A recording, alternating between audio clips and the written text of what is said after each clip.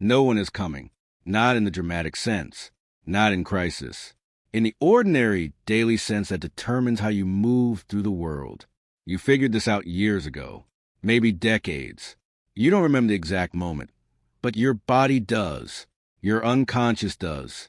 It drew a conclusion, built a strategy, and that strategy is still running. 3 animals, 3 survival patterns, 3 ways the psyche answers the same question. What do you do when you're alone? Not physically alone, psychologically alone. The kind of alone that happens in a room full of people. The kind that shows up in relationships, in decisions, in the way you hold yourself when no one is watching. Polar bear, leopard seal, penguin. One of them is you, not the one you admire, not the one you wish you were. The one you actually are when the temperature drops and no one else is there. Carl Jung called these survival archetypes, not personality types. Survival strategies, patterns the unconscious built to answer a threat that once felt fatal. And here's what makes this uncomfortable. You didn't choose your pattern. Something chose it for you. One moment when you needed to survive, and your psyche made a decision faster than you could think. That decision became automatic, became invisible, became you. The Arctic is not a metaphor. It's the most honest environment on the planet. No trees to hide behind. No warmth that wasn't earned. No safety that wasn't fought for. Everything that survives there survives because it found one strategy and committed to it completely. Your psyche did the same thing. Somewhere in your early life, the temperature dropped. Not weather, safety, connection, the feeling that someone was paying attention. And your unconscious looked around at what was available and made a choice. Dominate, take, belong. One of those 3 became your default, your baseline, the thing you return to when everything else fails. That's the animal we're looking for today. The polar bear survives alone, on purpose. It doesn't need the group. It doesn't want the group. It is the apex, the top, the one that moves through the ice without asking permission, without checking in, without needing anyone confirm that it's doing this correctly. If this is you, you already know. You've been self-sufficient since before you had language for it. You were the child who didn't cry when left alone, who figured things out without asking, who learned early that asking meant waiting, and waiting meant depending, and depending meant risk. So you stopped asking, not out of pride, out of efficiency. You realized that the fastest way to get what you needed was to get it yourself. And the more you did that, the better you got at it. And the better you got at it, the more your identity became tied to not needing help. Other people see this as strength. It's not strength. It's a defense structure that calcified. The polar bear doesn't choose to be solitary because it prefers solitude. It's solitary because its survival strategy requires massive territory. It cannot share space. It cannot collaborate. Its size, its power, its entire design is built for lone dominance. And here's what that means for you. You survive by staying separate. Not physically, emotionally. You let people close, but not all the way close. You share, but not the parts that would require you to actually need someone. You love, but you love in a way that keeps you in control of the outcome. Think about your relationships.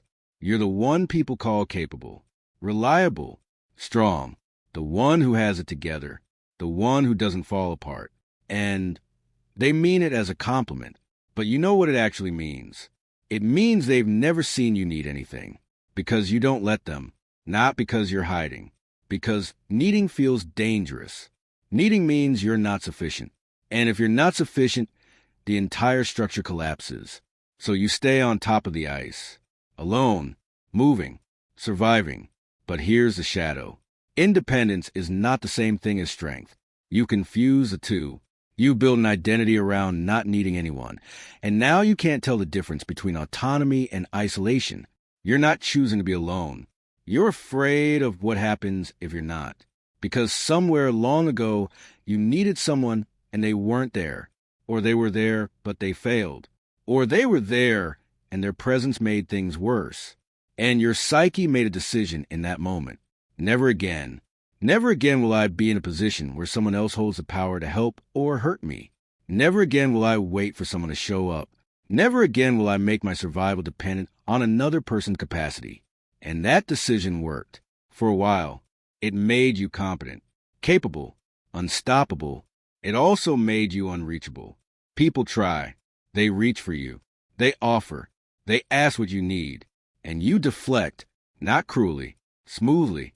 You say, I'm fine, in a way that closes the door without slamming it. And they stop asking, not because they stop caring, because they learn that asking doesn't go anywhere. That's the cost of the polar bear. You survive everything, and you survive it alone, not because no one offers to stand with you, because standing with someone requires letting them see you struggle. And struggle looks like weakness, and weakness is the thing the ice cannot afford. So you keep moving, keep dominating, keep surviving. And the question you never ask is this: what are you surviving for? The leopard seal doesn't dominate. It hunts, not for sport, for survival. This animal does not waste energy on territory or posturing. It sees what it needs and it takes it, fast, clean, without hesitation. If this is you, you already know what this feels like. You've been taking care of yourself since before anyone told you that was your job. You were the child who learned early that resources are limited, that the world doesn't give, that if you want something, you have to take it before someone else does. Other people call this selfish. It's not selfish. It's survival pragmatism. You learned very young that waiting for fairness meant going without, that hoping someone would see your need and meet it was a fantasy, that the people who succeeded were the ones who moved first. So you became fast, strategic, opportunistic, not cruel, just clear. You see an opening and you take it. You see a resource and you claim it. You see someone offering something and you accept it without guilt, because guilt is what people use to control you, and you stopped being controllable years ago. The leopard seal is one of the most efficient predators on the planet. It doesn't hunt in packs. It doesn't rely on cooperation. It waits, watches, learns the pattern, and when the moment comes, it moves. You do the same thing. In your career, in your relationships, in every interaction where something is at stake. You assess, you calculate, you move when the odds are in your favor. And it works. It has always worked. You've got what you needed. You survived situations that would have destroyed someone who waited for permission. But here's the shadow. You've stopped distinguishing between surviving and taking. Everything has become transactional. Every relationship has become a question of what you can extract versus what you have to give. And you don't even notice it anymore. It's just how you see the world. People are opportunities or obstacles. Connections are leverage or liability. Vulnerability is bait. Think about the last time someone tried to connect with you. Really connect. No agenda. No transaction. Just presence. You didn't trust it. You couldn't. Because your psyche has been trained to ask one question first. What do they want? Not in a paranoid way. In a practical way. Because in your experience, no one offers anything for free. Someone always wants something. And if you can't figure out what they want, that means they're hiding it, which makes them dangerous. So you keep your distance. You engage transactionally. You give just enough to keep the connection functional, but never enough to make yourself dependent. And here's what that costs you. Intimacy. Real intimacy. The kind that doesn't have an exit strategy. The kind where you're seen and it doesn't feel like a threat. You've been hunting for so long that you've forgotten how to simply be with someone, how to sit in a moment that doesn't require anything from you, how to receive without calculating the debt.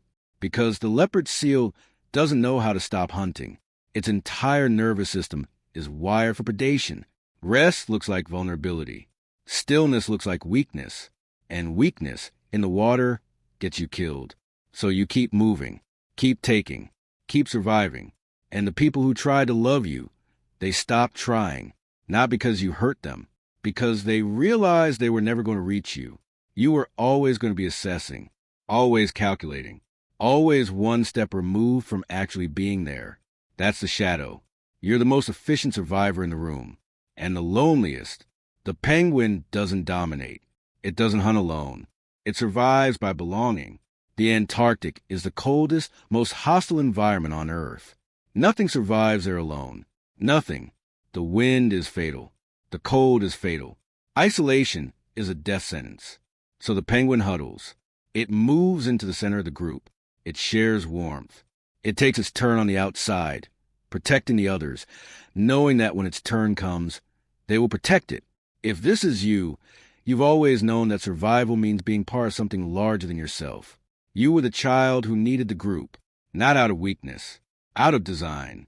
You felt safer when you belonged, when you had a role, when you knew where you fit in the structure.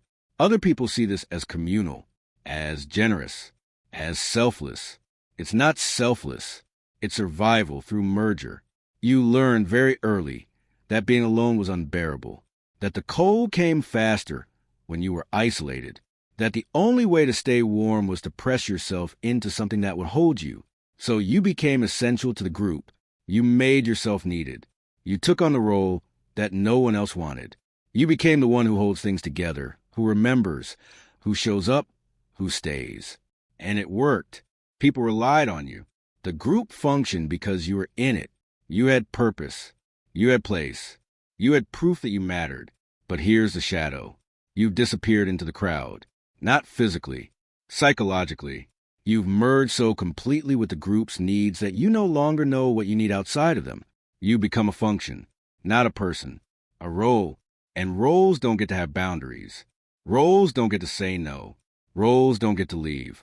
Think about the last time you tried to do something just for yourself. Something that didn't serve the group, didn't help anyone, didn't contribute. You felt guilty. Not a little guilty. Deeply, uncomfortably guilty. Like you were betraying something. Like your absence was a form of abandonment. That guilt is the price of the penguin survival strategy. You bought safety by belonging. But belonging came with terms. And the terms were this. You don't get to be separate. You don't get to want something the group doesn't want. You don't get to prioritize yourself without feeling like you're committing treason. So you stay. You huddle. You take your place in a rotation. And you perform your role. And you tell yourself this is connection. It's not connection. It's enmeshment. Real connection allows for separation. Allows for difference. Allows you to step away without the relationship collapsing. But the penguin can't step away. Stepping away means cold, means isolation, means death. So you stay present to the group even when the group has stopped seeing you, even when your needs have become invisible, even when you've given so much that there's nothing left. And here's what no one tells you about this pattern. The group will take everything you offer, not because they're cruel, because that's what groups do. They consume the willing. They rely on the ones who don't complain. And they don't notice when those people start to fade. You're fading, not dramatically, not visibly, but you know it. You feel it. The exhaustion that doesn't go away. The resentment that you're not allowed to name. The quiet, creeping realization that you spend your entire life keeping everyone else warm, and no one has ever asked if you were cold. That's the cost of the penguin. You're never alone, and you're never yourself. You've met all three. And something is happening right now, something you weren't expecting. You don't just see one animal. You see pieces of all three. The polar bear's independence, the leopard seal's efficiency, the penguin's need to belong. All of them are in you, but one of them has been louder. One of them steps forward first. One of them became the automatic response before you even knew there was a question. That's the one running your life. And it's not running your life because it's the best strategy. It's running your life because it was the fastest answer to a question your unconscious couldn't afford to get wrong. What do I do when I'm alone? The polar bear said, dominate it. The leopard seal said, take from it. The penguin said, merge with something so I'm never alone. And your psyche picked one. Not consciously, not deliberately. It picked the one that felt like survival in that exact moment. And then it kept picking it over and over in every situation. In every relationship, in every choice you've made since. That's why your life feels the way it does. Not wrong, not broken, just repetitive. Like you're playing out the same pattern in different contexts. Like no matter what changes externally, something internally stays exactly the same. You're still answering the same question you answered when you were young. An environment has changed. The people have changed. The circumstances have changed. But the answer hasn't. The polar bear is still isolating to stay safe. The leopard seal is still hunting to stay fed. The penguin is still merging to stay warm, and none of them have stopped to ask if the threat is still real. Jung didn't call this a personality. He called it complex, a self-reinforcing loop, a pattern that was adaptive once and then became automatic. And the moment it became automatic, it stopped adapting. It just repeated. That's what's happening in your life. You're not choosing. You're repeating. And repetition looks like fate. It looks like this is just how I am. It looks like personality. But it's not. It's a survival strategy that never got updated. So here's the question Jung would ask you. Is the ice still frozen? Are you still in an environment that required this response? Are you still the age you were when you built the strategy? Are you still as powerless, as resourceless, as alone as you were when your psyche made this decision for you? You're not. But the animal doesn't know that. It's still moving like the threat is active, still behaving like the cold is fatal, still operating from a blueprint that was drawn when you were too young to question it. And now you're an adult, with resources, with choices, with the ability to survive in ways that weren't available to you then. But the animal is still running. That's what integration means. Not killing the animal, seeing it, understanding why it's there, thanking it for keeping you alive, and then asking it to step back so you can make a different choice. Not forever, not in every moment, but in this moment, right now. The polar bear can choose connection without losing itself. The leopard seal can choose trust without becoming prey. The penguin can choose solitude without freezing. But only if you see the pattern first. Only if you name it. Only if you're willing to admit that the strategy that saved you is now the thing limiting you. You already know which animal you are. You felt it in your body while I was describing it. That tightness, that recognition, that uncomfortable certainty that I was talking about you. That's the animal, not the one you want to be. The one you actually are when no one is coming. So here's what you do next. Comment below. One word. Polar bear. Leopard seal. Penguin. Don't explain it. Don't justify it. Don't soften it with context. Just name it, because naming is the first step out of automatic.